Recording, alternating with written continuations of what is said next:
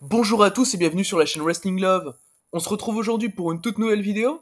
Alors, dans cette nouvelle vidéo, on va parler All Japan Pro Wrestling, puisqu'on va donc faire la review de leur dernier show. Et leur dernier show, c'était pas n'importe lequel, c'était, et j'en avais fait la preview, la première journée de la Real World Tag League 2021, donc Real World Tag League, qui a débuté donc le 13 novembre, dans le show que je vais reviewer dans cette vidéo, et qui s'achèvera le 5 décembre prochain. C'est un tournoi qui, comme je l'ai dit dans ma vidéo preview, franchement me hype bien. Franchement, on est sur une belle line-up pour All Japan Pro Wrestling. Évidemment, bon, après les Tag League d'All Japan, bon, souvent on est sur des belles line-up, même si, quoique, je préférais quand même légèrement la line-up de l'année dernière. Après, non, oui, franchement, je trouve qu'All Japan Pro Wrestling s'est bien débrouillé pour nous hype.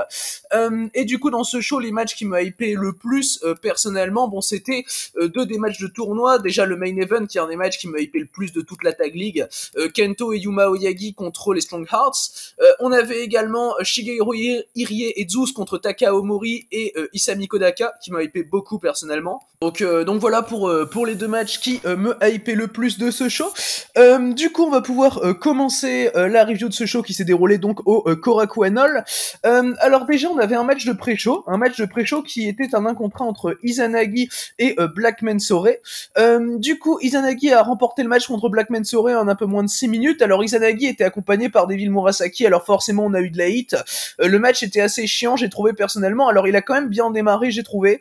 Black Mensore joue bien son rôle de face. Izanagi au début ça allait encore, et après Izanagi est tombé dans les travers de hit inintéressantes, avec Devil Murasaki à l'extérieur évidemment. Bon, ça a essayé d'arracher le masque de Black Mensore, et à la fin ça y est arrivé. En fait, la fin, si vous voulez, c'est Izanagi qui remporte le match par count-out, parce que Black Mensore va se faire coincer en dessous du ring par Devil Murasaki, et va donc plus pouvoir s'échapper. Et à la fin, tu vois Devil Murasaki ressortir d'en dessous du ring avec le masque de Black Mensore. Donc en gros, tu vois qu'il lui a arraché le masque, et du coup Izanagi remporte le match par count-out. Personnellement, oui, ça m'a pas mal dérangé de voir ce finish là, de voir quand même une grande partie du match consacrée à de la hit. Après, on était sur un match de pré-show, donc à la limite ça peut encore passer, et c'est pour ça que j'ai quand même mis 2,5. Et puis aussi, le début du match était correct. Personnellement, j'ai bien apprécié le début du match. Black Mensore joue bien son rôle comme d'habitude, c'est un bon babyface, mais en face, ouais, il a Izanagi, et Izanagi c'est vachement compliqué, je trouve, pour les raisons que j'ai évoquées, en tout cas par rapport à ce match. Devil Murasaki à l'extérieur en manager, j'aime pas du tout non plus, même quand il catch, j'aime pas, donc voilà, c'est plutôt réglé. Du coup, voilà donc par rapport à ce match de pré-show. On va pouvoir maintenant commencer avec la carte principale de ce show. Alors la carte principale du show, elle a commencé directement par un match de tournoi, un match donc du bloc D de cette Real World Tag League 2021, où Taka Omori et Isami Kodaka affrontaient Shigeru Irie et Zeus, donc Irie et Zeus qui représentent Purple Haze. Le match a duré un peu moins de 10 minutes, victoire de Shigeru Irie et de Zeus, que j'ai trouvé plutôt logique personnellement. Je m'attendais quand même à les voir commencer avec une victoire, Irie et Zeus. Et du coup, les échanges Irie Kodaka, personnellement j'ai adoré. Franchement, Irie et Kodaka, je trouvais qu'ils avaient une excellente alchimie dans ce match. Le match était très très bien rythmé, les chops de Zeus dans ce match étaient vraiment très impactants, notamment sur Taka Omori et Zeus qui ont eu également des très bons échanges. Et Zeus, ouais, très impactant comme à son habitude, tout comme Irie, hein, d'ailleurs, qui joue très bien son rôle de powerhouse, qui a toujours des moves très très impressionnants. Mais ouais, les échanges Irie et Kodaka, c'était personnellement mes préférés.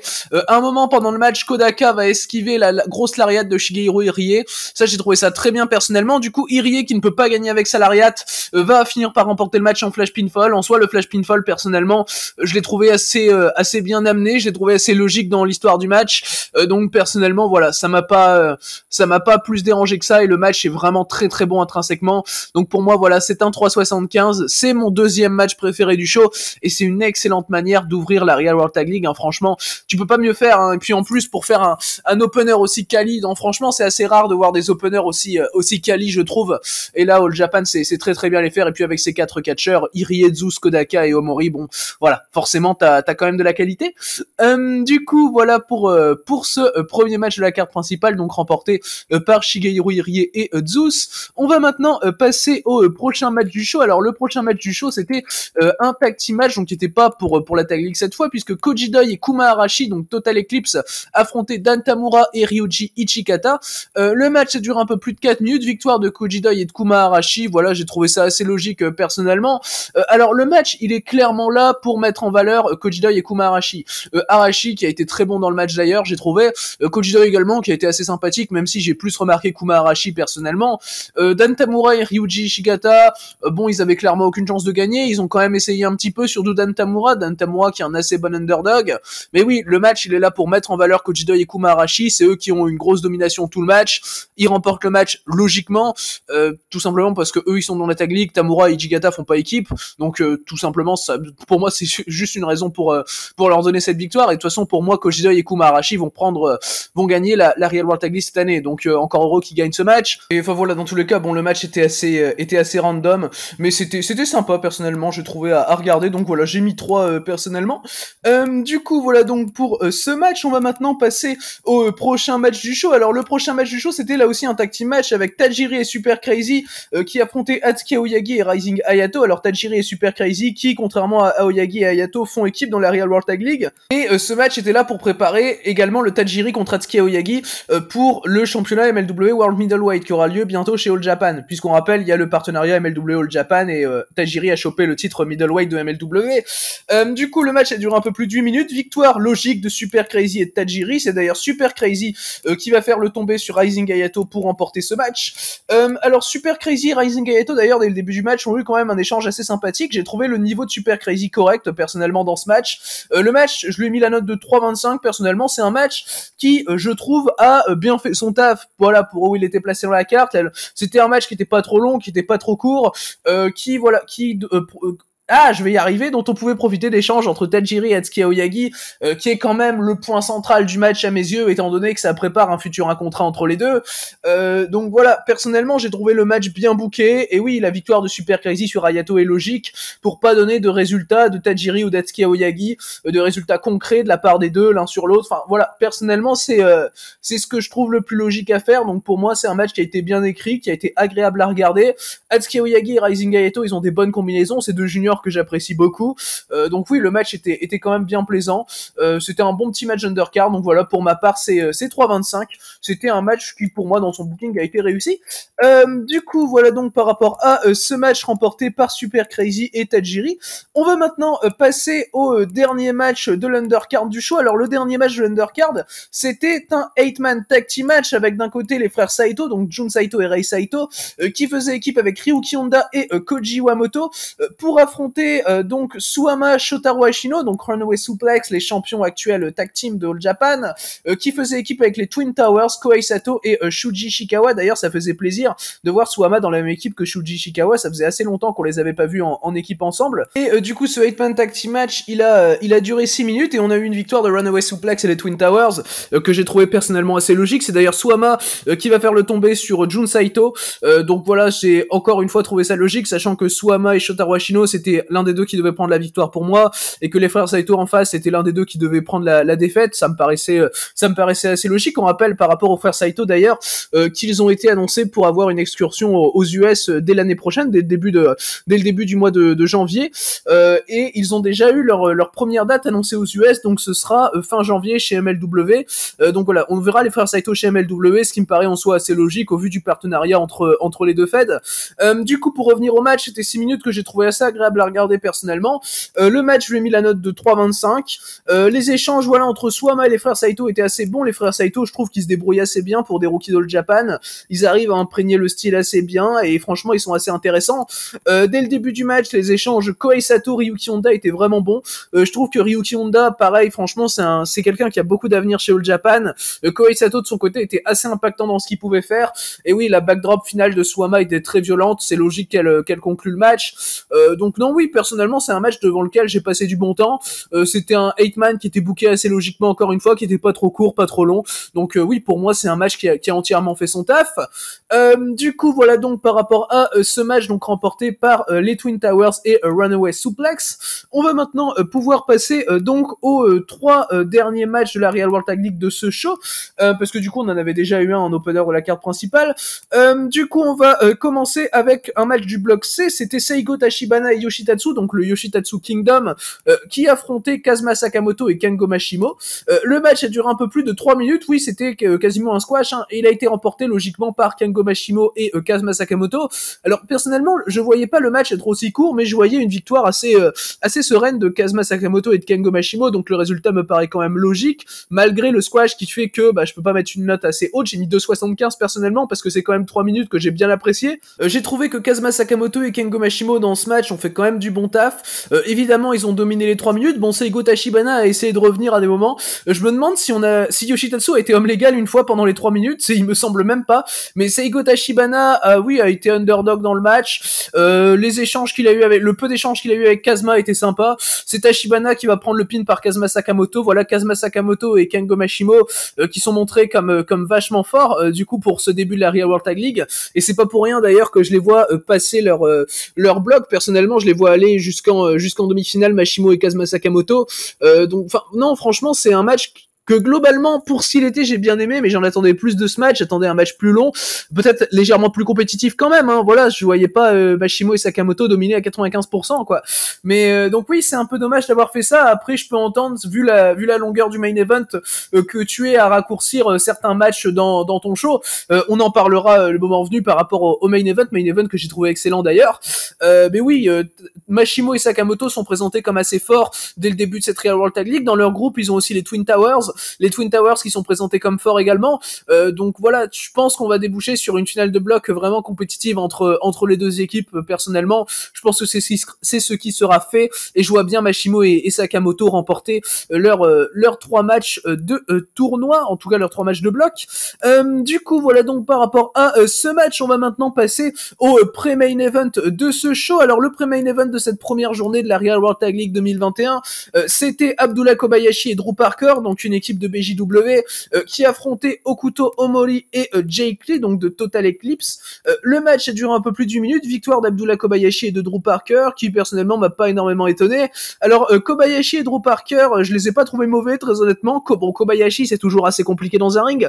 Drew Parker a été très sympa, comme d'habitude, c'est un catcheur que j'aime bien, personnellement, Drew Parker.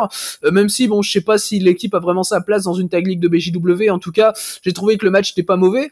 Jake Lee et Okuto Omori ont produit une hit assez inintéressante, donc qui a un petit peu handicapé le match quand même si globalement c'était pas 8 minutes dégueulasses, hein. J'ai quand même mis la note de 3 étoiles, voilà, on est sur un match qui est décent, sans plus, voilà, c'était correct à regarder. Kobayashi, évidemment, il va avoir un ou deux spots avec sa longue corde qu'il a toujours avec lui, enfin voilà, et du coup, c'est Okuto Omori qui a pris le pin pour son équipe, donc voilà, c'était assez logique. Voir Omori et Jake Lee commencer avec une défaite, personnellement, ça me surprend pas, même si je les vois personnellement remporter leur bloc, sachant que du coup, je les vois battre les frères Saito et Suama et Shotaro Ashino pour conclure ce bloc A de la Real World Tag League. De leur côté, du coup, Kobayashi et Drew Parker, je les vois perdre leurs 2 autres matchs pourquoi pas donner une victoire aux frères Saito. Je pense que donner une victoire aux frères Saito sur Kobayashi, ça peut se faire, par exemple, par DQ ou quoi, ça peut être assez intelligent pour pouvoir faire gagner leur bloc à Omori et Jake Lee, et pour pouvoir donner 2 points aux frères Saito quand même, voilà, qui sont 2 bons rookies, donc pourquoi pas. Mais du coup, le match en soi était pas hyper intéressant, mais pas dégueu non plus. Pour les standards d'Abdullah Kobayashi, franchement, c'était bien. Donc voilà, j'ai mis la note de 3 étoiles à ce match. Du coup, voilà donc par rapport à ce pré-main event, on va passer désormais au main event, donc de ce show All Japan Pro Wrestling. Alors le main event de ce show All Japan, c'était donc un des matchs qui m'a hypé le plus de toute la Real World Tag League, puisqu'on avait Kento Miyahara et Yuma Oyagi, tenants du titre du tournoi, qui affrontaient les actuels champions All Asia Tag Team, T-Hawk et El Lindaman, donc les Strong Hearts. Du coup, le match a duré 30 minutes, puisqu'on a eu un Time Limit Draw à nouveau chez All Japan, mais cette fois-ci d'une qualité extrêmement supérieure au dernier Time Limit Draw qu'on a pu avoir chez All Japan, c'est-à-dire Jake Lee contre Kento Miyahara, mais qui était cette fois-ci un Time Limit Draw de 60 minutes.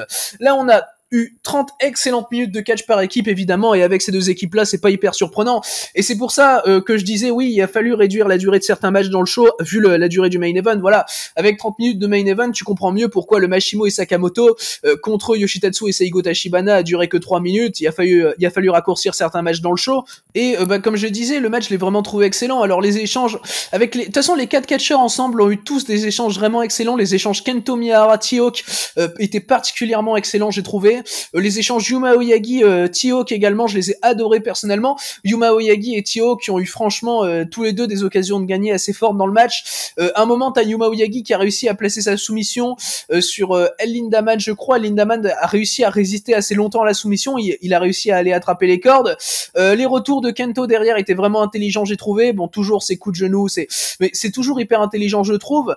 Les fois où Kento a essayé de placer son finisher, personnellement, je trouvais ça toujours assez intelligent. Il y avait pas de teasing de finish inutile. Voilà, c'était toujours vraiment très bien fait, j'ai trouvé. C'était quand même à des moments assez clés du match. Et puis l'urgence du time limit draw, je l'ai trouvé vraiment bien buildé personnellement.